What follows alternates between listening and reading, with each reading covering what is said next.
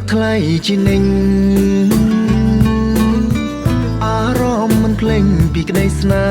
ហានឹងគ្រាថ្នាក់ថ្នមបីបំកាយវាចាថាបដូរដួងចិនភក្តី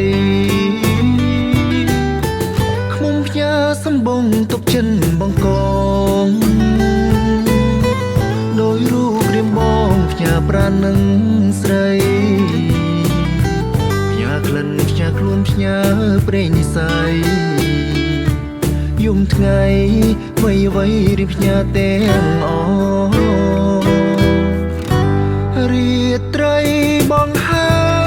យកេងកាយផ្លែស្រីគេស្ដាំសំដីគួរឲ្យស្រណងគេងស្ដាប់ចំឡើយយំក្រោយបងអគេងមើលសំផស្សសម្រស់សង្សារស្មោះប៉ុននឹងហើយមិនឡើយអូនឆ្ងល់ថាបងមានកលចង់កែសាវ៉ាថ្ងៃនេះយើងបាយថ្ងៃស្អែកជួមគ្នាជួមក្រុងវេលាលុក្រាអោសា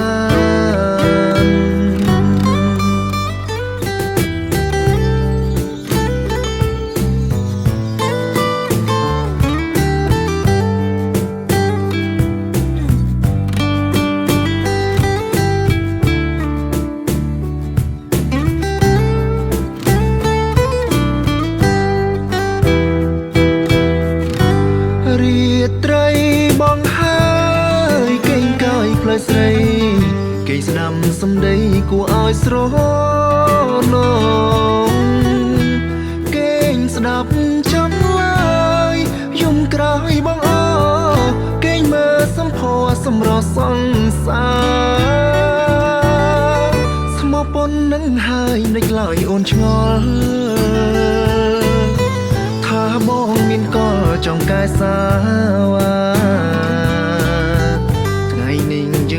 ថ្ងៃស្អែកជួមគ្នាជួមក្រុមវេលាលុក្រា